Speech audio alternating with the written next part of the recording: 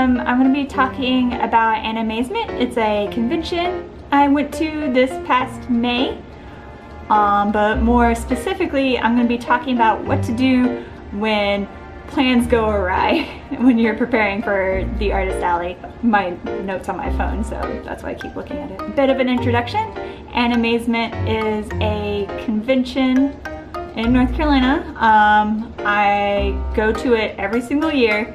It's a very important convention to me. I've actually been going since I was 12 years old. And that was a long time ago now, and I dressed up as a weird, dorky version of young Zelda from Legend of Zelda Ocarina of Time. It was really cute in a weird, geeky, pale, skinny kid kind of way. So obviously, since I've been going every year since I was 12, this convention kind of holds a very dear place to my heart. It's been a huge part of my life. I usually go with my sister and my dad, and it's kind of a huge bonding thing for the three of us. So I've been going since I was 12, but I've been only doing the Artist Alley since I was 16 or 17, something like that, which is still a really long time. It feels like it shouldn't have been that long ago, but it might have been. So, because I've been doing this convention a long time, it's so important to me that I kind of go all out for it. It's my convention, it's my first one, it's the one that I always go to, so like, I always get, when I get into the Artist Alley, I get 2 tables, and make sure I got all my best stuff, and I do special stuff for it that's like only for that convention, because it just means a lot to me, and so like I want to go all out for it. Recently I started doing apparel. Some of you may already know this. I have a kind of my own little brand called That Cute Crap, and I've been selling a lot of apparel through that. And for Animazement, I wanted to create some new designs. I was kind of already doing a summer line, but I wanted to premiere it at Animazement because Animazement is my con. So I worked really hard and had some sleepless nights and came up with some designs and got them all ready for Animazement, and I put in my order for the shirts, and everything was looking good, but then I realized that it was taking a little while for my shirts to be processed and shipped, and I contacted customer support, and it turns out that my shirts weren't going to arrive in time. They told me that since it was such a big order, that it was very likely they'd have to take an extra week putting it together, and so I wouldn't be getting it in time for Animazement.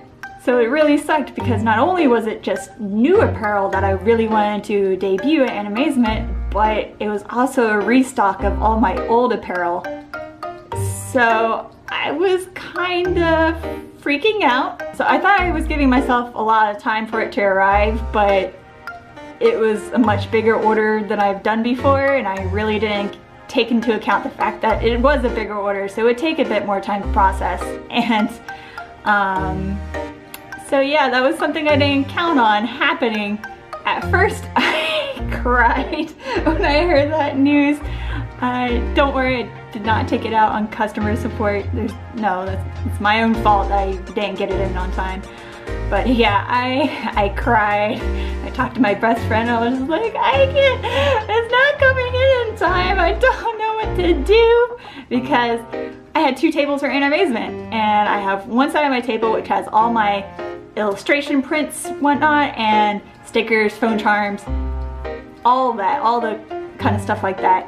And then the second table is supposed to have all my apparel, because they're kind of big, and I want to have ample display for them. So by not having my shirts, I suddenly had nothing for that side of the table. And it doesn't look good if you have 2 tables and one of them is kind of empty. So I was at a loss of what to do. And not only was it just like bad from a display standpoint, but from a financial standpoint too. It's so much easier, as any artist will tell you, it's so much easier to sell stuff at a convention. Like, you can have an online store, but people come to a convention, they see it in person, they're more likely to want it. And so the apparel is kind of like a big ticket item for me. I do make a lot of my money back through the sales for apparel. So not only was it just like aesthetically my display would look awful, but also financially it was kind of a big problem. After I was done crying, I realized I needed to come up with some alternatives. I can't just have an empty half of my display. So there's two things that I kind of came up with. One of them that kind of didn't quite come to fruition, but the second one did. The first idea that I had to kind of solve this was just expand my first table display. In my first table, I have like prints and illustrations, all that stuff. So I was like, okay, I just need to make more illustrations so that I have more of it to spread around. And illustrations is kind of like posters and prints and things like that. It's kind of my second big ticket item, not as much as like the apparel, but kind of up there. So I thought I could recoup the cost that way by having more illustrations, more posters.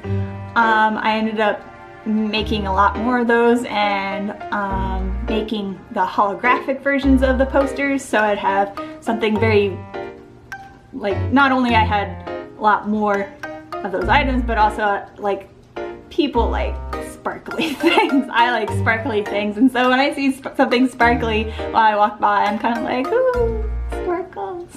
The other alternative was that I was gonna make new shirts, but through a different company. It was an idea that I was kind of kicking around for a while, because the shirts that I make right now are sublimation print, which, if you don't know what that means, it basically means like the design is all over the shirt, front and back, sleeve, everything. And that style of shirt is a little bit more expensive to have processed, so I have to price it accordingly, but because of that, it is a little bit more on the expensive side. So I kind of always wanted to do a cheaper shirt design, so that, because it kind of always feels bad when someone comes by your table and they're like, oh, I love your shirts, oh, it's too expensive, I can't afford that, no. And I'm just like, ugh. I wanted to have like a cheaper design for those kinds of customers. So if they liked my stuff and they really liked the art but couldn't quite afford the nicer shirts, there was at least another design that perhaps they might be interested in. Perhaps not. It kind of gave me the kick in the pants to like actually pursue that option.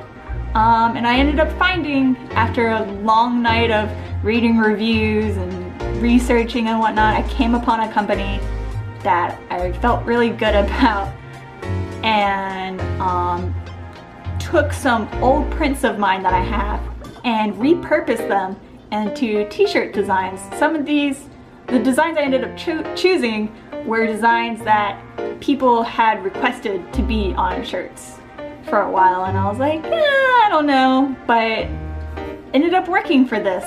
It was very quick to repurpose that, as opposed to like coming up with a brand new illustration, which is what I usually do for apparel. And another thing with the cheaper shirts was that I could do them in a limited run. So like that was kind of a drawing point for Animazement, would be like, hey, I have these shirts and they're for a limited time, special Animazement kind of thing. And so yeah, that's kind of what I ended up doing for Animazement to kind of make up for the plans that kind of fell through.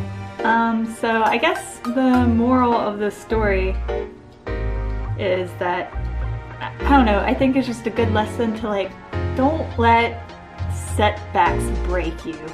I mean, I did admittedly cry about it, but like, you can't just be stuck on that forever. You can't dwell on the fact that it isn't working out the way you're hoping it to. I mean, the solutions I came up with, they still weren't my ideal solution, like what I really wanted, but it was better than sitting there doing nothing about it, crying about it, and wishing things were different.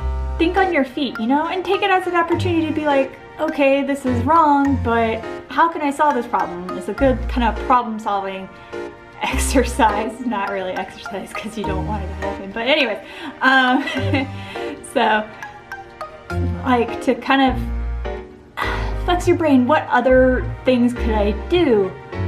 What other options are there out there?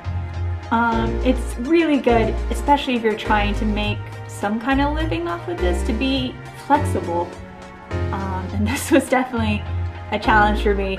I'm not the most flexible person, so having to think on my feet like that was very challenging. So, long story short, my summer line ended up arriving on time anyways, so I had all the shirts in the end.